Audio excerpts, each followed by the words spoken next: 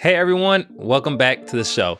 Today's episode is a quick one, but it hits on something that too many coaches often overlook. We're going to talk about why good coaching energy, while yes, important, isn't enough, and how a recent dinner I had with my girlfriend actually drove home this lesson and reminded me that it might be worth sharing. Let's explore. So my girlfriend and I recently went out to a taco joint, got a couple tacos and a drink, and it was supposed to be a quick and easy dinner and for us to move on. But the experience overall was terrible. And here's what happened.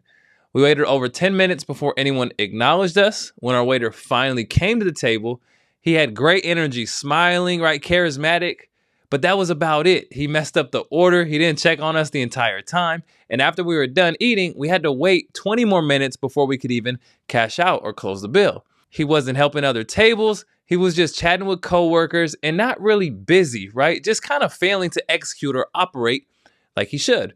Now, look, I'm not a Yelp reviewer. In fact, I've never even left a Yelp review, but I am a coach. And what I experienced that night reminded me something I see often in our field. Some coaches show up exactly like the waiter did.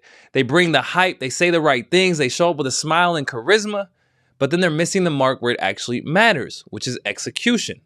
So as a coach, it reminds me to ask the questions. Are you prepared when athletes walk in the room? Do you know what they need that day? Or are you just winging it, right? Are you just a whiteboard warrior? Or do you have a detailed plan in place? Are you seeing the details, the technique breakdowns? Are you correcting those? Are you watching for subtle fatigue, missed reps? Are you holding them accountable? All of those things matter. And look, energy opens the door. It makes people want to come in, but execution is what makes someone want to come back. And in coaching, I think it's the same way. We present with energy because we're energy givers and we want to uplift those around us, including our athletes. But if we fail operationally or to execute properly, then it's going to make the athletes and other people around us less likely to buy in to what we're trying to deliver. Next, let's talk about acknowledgement and follow through and follow up.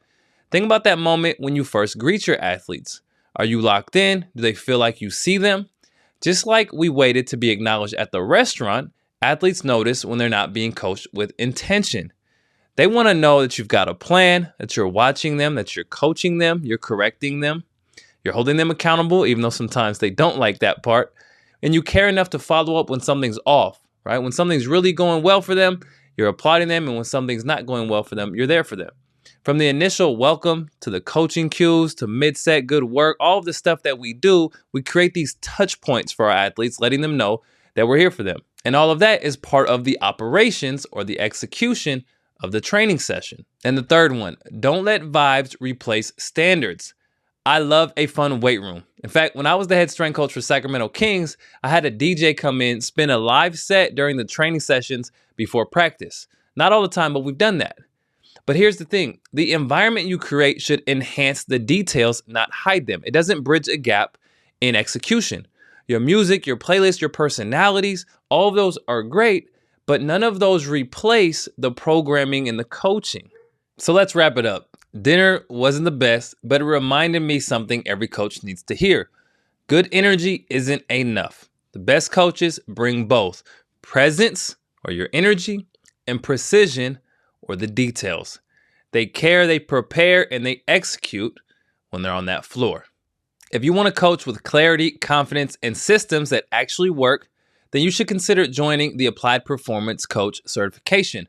It's our flagship program built for coaches who want to level up their impact by mastering the details. The next cohort is enrolling now, and I'd love to see you in it. You can learn more and join at appliedperformancecoach.com. Thanks for listening, and I'll catch you on the next one.